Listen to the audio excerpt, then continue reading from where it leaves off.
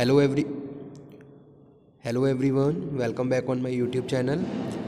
In today's session we are going to start 14 principles of management or fuel principles of management. The topic is very important, so let's cover.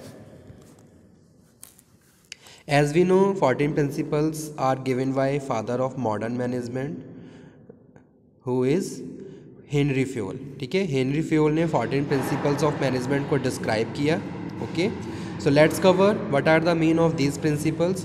These are the 14 principles of management, administrative management theory. First one is division of work, authority and responsibility, discipline, unity of command, unity of direction, remuneration of personal centralization, subordination of individual interest to general interest, stability of tenure, scalar chain, order, equity, initiative, and split the corps. Okay, so let's cover what is the mean of these principles and how it play very significant role in the organization. Okay, if we are talking about the modern organizations, these principles are very fruitful. Okay, with the help of these principles easily you can achieve organizational goals and objective and make your organization very efficient and effective in manner. Okay, every employer wants कि भी उसकी जो organization है बहुत अच्छे से run हो और जो ultimate उनके goals हैं वो टाइम पे वो complete कर लें. सो हेनरी फ्यूल ने कहा कि भाई ये जो प्रिंसिपल्स हैं, ये प्रिंसिपल्स ऑर्गेनाइजेशन के लिए मोस्ट इंपॉर्टेंट रोल प्ले करते हैं. ठीक है, अगर कोई भी ऑर्गेनाइजेशन अपने काम को बेटर तरीके से करना चाहती है, ठीक है, उनके जो स्ट्रैटेजिक इंटेंट हैं उनको टाइम पे रिसीव करना चाहती है, so there must be apply these principles so easily you can receive and achieve the expected results. ठीक है, तो यहाँ पे इस फिगर में यही दिखाया गया है, एक फ्लो दिखाया गया है डिवीज़न ऑफ वर्क से लेके और फाइनली स्प्लिट दी कॉर्प्स तक. ठीक है, कैसे ये प्रिंसिपल स्टेप बाय स्टेप अपना इंपॉर्टेंट रोल प्ले करते हैं किसी भी organization.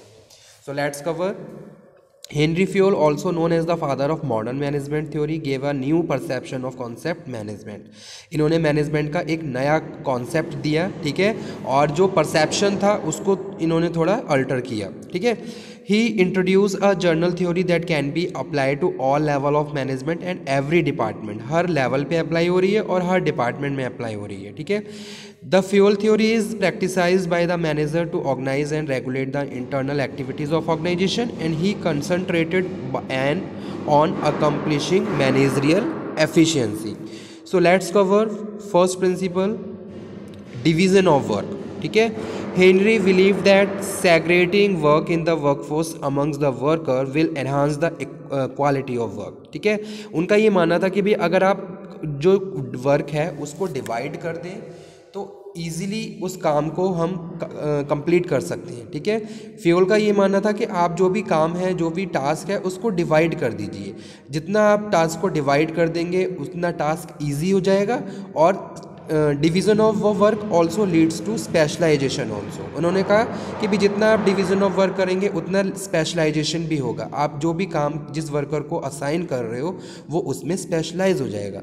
So similarly he also concluded the division of work improve the productivity. और उन्होंने कहा इससे क्या होगा, इससे आपकी ऑर्गेनाइजेशन की प्रोडक्टिविटी बढ़ जाएगी. ठीक है, वर्कर अपने हैंड पे अपना जो उसका जॉब है उसको बेटर तरीके से परफॉर्म करेगा और एक टाइम के बाद वो क्या हो जाएगा, उस अपनी जॉब में स्पेशलाइज हो जाएगा.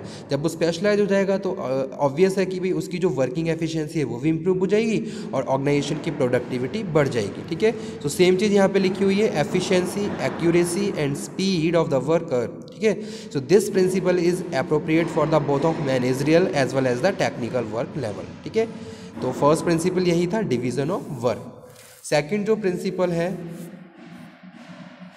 That is authority and responsibility. Fayol का ये मानना था कि भाई ऑर्गेनाइजेशन में अथॉरिटी और रिस्पॉन्सिबिलिटी जो कि को एग्जिस्ट करती है वो भी प्रॉपर होनी चाहिए. आप किसी को अथॉरिटी दे रहे हो तो उसको रिस्पॉन्सिबिलिटी दीजिए. ठीक है, साथ के साथ अथॉरिटी और रिस्पॉन्सिबिलिटी एक साथ चलती हैं. ठीक है, अगर आप किसी को अथॉरिटी दे रहे हो तो आप उसको रिस्पॉन्सिबिलिटी भी दीजिए. अगर आप किसी को रिस्पॉन्सिबिलिटी असाइन कर रहे हो तो इट मीन्स कि आपको उसको ऑथराइज भी करना है. ठीक है, अगर आप किसी एक इंडिविजुअल फैक्टर को लेके चलोगे तो उसका कोई भी रोल प्ले वहाँ पे नहीं होगा. ठीक है, अगर आप किसी को ऑथराइज कर रहे हो तो आप उसको ऑब्लिगेटेड करिए किसी का टास्क के लिए, उसको रिस्पॉन्सिबिलिटी भी दीजिए। अथॉरिटी के बिना रिस्पॉन्सिबिलिटी का कोई मीन नहीं है और ना ही रिस्पॉन्सिबिलिटी के बिना अथॉरिटी का कोई मतलब है, ठीक है। So these are the key factor aspect of management. Authority facilitate the management to work efficiently and responsibility make them responsible for the work done under the guidance or leadership। Okay, third जो principal Henry Fayol ने दिया वो है discipline, ठीक है। Without discipline nothing can be accomplished. उन्होंने कहा भी ऑर्गेनाइजेशन में डिसिप्लिन होना चाहिए, वर्कर्स को डिसिप्लिनरी एक्शन में काम करना है, हमेशा डिसिप्लिन में रहना है। The rules and regulation which are imposed by the organization they must be follow. Okay, so good performance and sensible inter relation make the management job easy and comprehensive. Employees good behaviour also helps them smoothly build and progress in their personal professional careers. Okay, fourth जो principle है वो है unity of command. So this means an employee should have only one boss, ठीक है।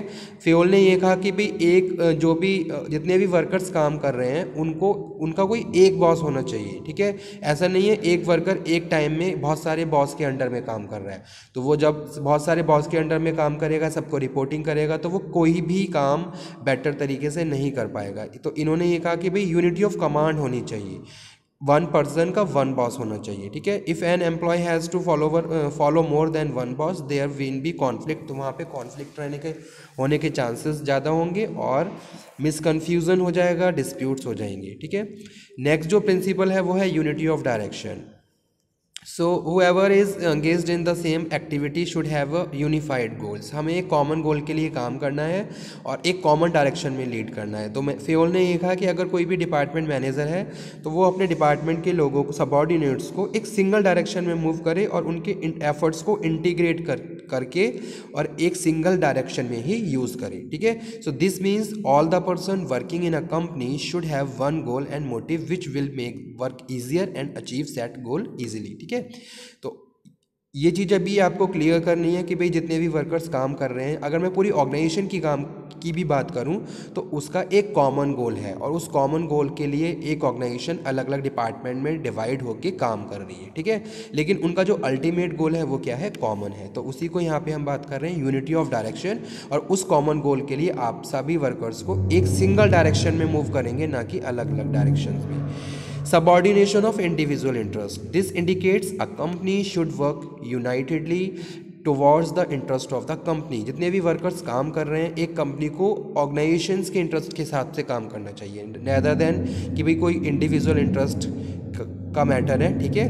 Company के लिए क्या better है, कंपनी के लिए क्या सूट है, उसके हिसाब से काम करना चाहिए। So by subordinate the purpose of an organization, this refers to the whole chain of command in a company. Next, remuneration. This play an important role in the motivating worker of a company. Remuneration can be monetary और non-monetary terms, ठीक है। दोनों चीज़ें include कर रहे हैं, monetary term भी use कर रहे हैं और non monetary. So however it should be according to individual efforts they have made, ठीक है।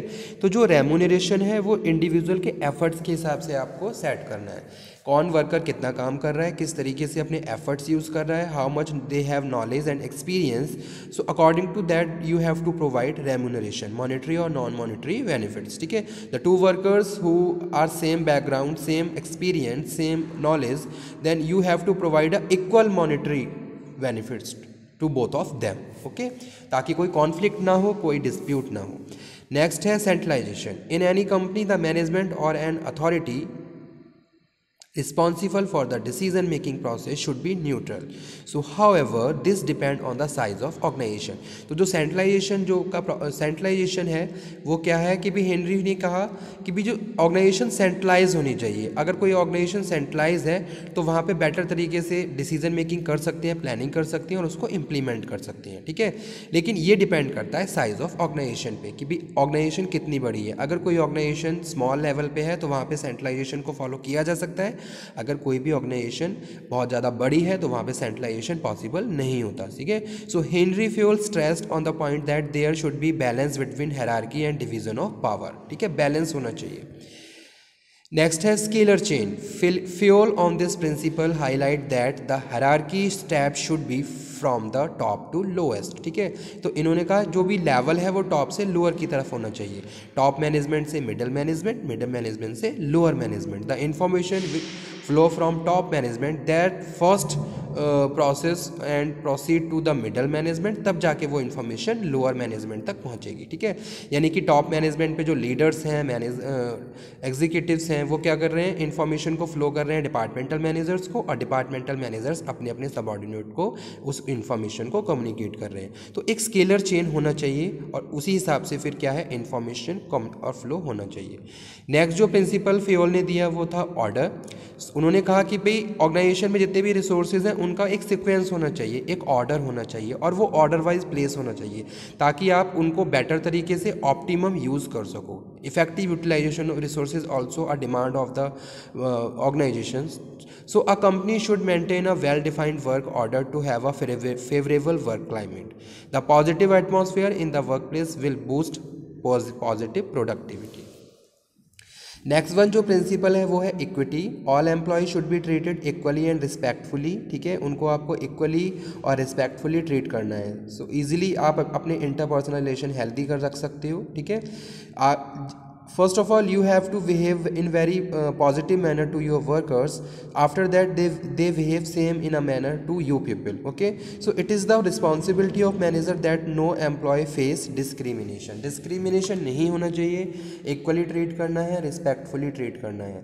next है stability. an employee deliver the best if they feel secure in the job. ठीक है, जितना ज़्यादा हम अपने जॉब में सेटिस्फेक्शन फील करते हैं, सिक्योर फील करते हैं, उतना बेटर हम परफॉर्म करते हैं और विलिंगनेस के साथ अपने जो पॉजिटिव एफर्ट्स हैं उनको यूज़ कर पाते हैं. लेकिन अगर स्टेबिलिटी नहीं होगी, मूवमेंट होता रहेगा, रोटेशन होता रहेगा, तो कभी भी कोई एम्प्लॉय बेटर तरीके से परफॉर्म नहीं कर सकता. ठीक है, और अपने जो पॉजिटिव एफर्ट्स हैं उनको एक पर्टिकुलर जॉब में नहीं लगा सकता. So it is the duty of the management to offer job security to their employees. जितने भी वर्कर्स काम कर रहे हैं आप उनको एक इंटरनल एक कंप्लीट टाइम पीरियड तक एक पोजीशन पे प्लेस करके रखिए. ऐसा नहीं है कि आज एक वर्कर मतलब कि बहुत जल्दी जल्दी आप रोटेट कर रहे हो वर्कर्स को एक जॉब से या एक पोजीशन से दूसरी पोजीशन पे. ठीक है, नेक्स्ट जो प्रिंसिपल फ्योल ने दिया वो है initiatives. The management should support and encourage the employee to take initiative. Management को ये अपॉर्चुनिटी देनी है कि वर्कर्स हमेशा इनिशिएट रहें. कोई भी टास्क है, कोई भी एक्टिविटी है, उसके लिए हमेशा आपको विलिंगनेस के साथ काम करना है और अपने अपने पॉजिटिव व्यूज़ वहाँ पे रखनी है. ठीक है, हमेशा इनिशिएटिव लेना है. कोई प्रोग्राम हो रहा है, कोई कॉन्फ्रेंस हो रही है, कोई मीटिंग हो रही है और आपको इनवाइट किया जा रहा है, तो आप उसमें बहुत ज़्यादा एंथोजियास्टिकली पार्टिसिपेट करें और अपने जो इनिशिएटिव्स हैं वहाँ पे लें. ठीक है, so it will help them increase the interest and make them worth. जो लास्ट प्रिंसिपल है मैनेजमेंट का वो है esprit de corps. It is the responsibility of the management to motivate their employees and be supportive of each other regularly. ठीक है, हमेशा उनको support करके चलिए, हमेशा उनको जो भी रिसोर्सेज की नीड है वो प्रोवाइड करवाइए, हमेशा उनको मोटिवेट करें. जितना ज़्यादा आप मोटिवेट करेंगे उतना वर्कर विलिंगनेस के साथ काम करेंगे और ऑर्गेनाइजेशन के गोल्स को टाइम पे अचीव करेंगे. ठीक है, so developing trust and mutual understanding will lead to the positive outcome of the work environment. इसके लिए आपको क्या करना पड़ेगा, इसके लिए आपको ट्रस्ट. ठीक है, you have to win the trust of your subordinates. So easily they can trust to you कि भी जो भी आप इंस्ट्रक्शन दे रहे हैं वो राइट है. ठीक है, so these are the important principles of management. These 14 principles of management are used to manage an organization, are beneficial for prediction, planning, decision making, organization, process management, control and coordinations. Okay, thank you very much.